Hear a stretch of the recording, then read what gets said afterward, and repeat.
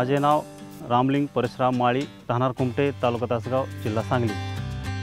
मी 19 वर्ष झालं द्राक्ष शेती करतोय आणि द्राक्ष शेती करत असताना मला डावणीसाठी भरपूर त्रास सोसावा लागला। याच्या अगोदर माझ्याकडे FMC कंपनीचे प्रतिनिधी आले व त्यांनी मला वेल्झो हे औषध डावणीसाठी वापरण्यासाठी सांगितले व मी त्याचा वापर पोंगा स्टेजमध्ये एकरी 800 ग्रॅम प्रमाणे केला आणि त्यानंतर 8व्या दिवशी दुसरा डोस सेम त्याच पद्धतीने एकरी 800 ग्रॅम पद्धतीने वापरला।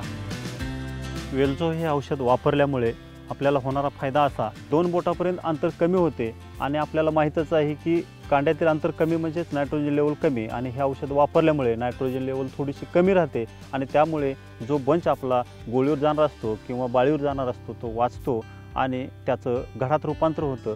आणि दुसरी गोष्ट, पानांचा थिकनेसपणा वाढतो, पानांचा पिवळेपणा कमी होऊन गर्दपणा वाढतो, गर्द हिरवेपणा वाढतो आणि अन्ननिर्मितीची प्रक्रिया फास्ट होते व त्यामुळे जो लहान घड असतो त्याचं मोठ्या घडात रूपांतर होतं आणि आपल्या उत्पादनात वाढ होऊ शकते।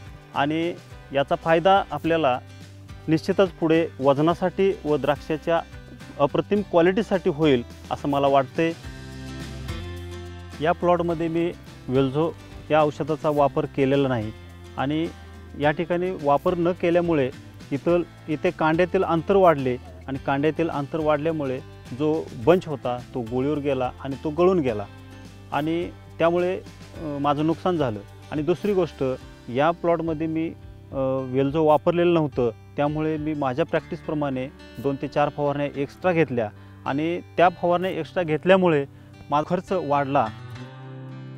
आपण इतर औषधं फवारल्यानंतर जसे की बागेवर पिवळेपणा येणे किंवा स्कॉर्चिंग येणे, पानावर एखादा पांढरट थर येणे आणि तो थर आल्यानंतर आपल्याला माहीतच आहे की पानाचं जे प्रकाश संश्लेषण आहे किंवा जे ऑक्सिजनचं जे कार्बन डायऑक्साईड घेणं आणि ऑक्सिजन सोडणं ह्या ज्या गोष्टी आहेत ह्याला अडथळा निर्माण होतो, तसा ह्या औषधामुळे अजिबात निर्माण झालेला नाही।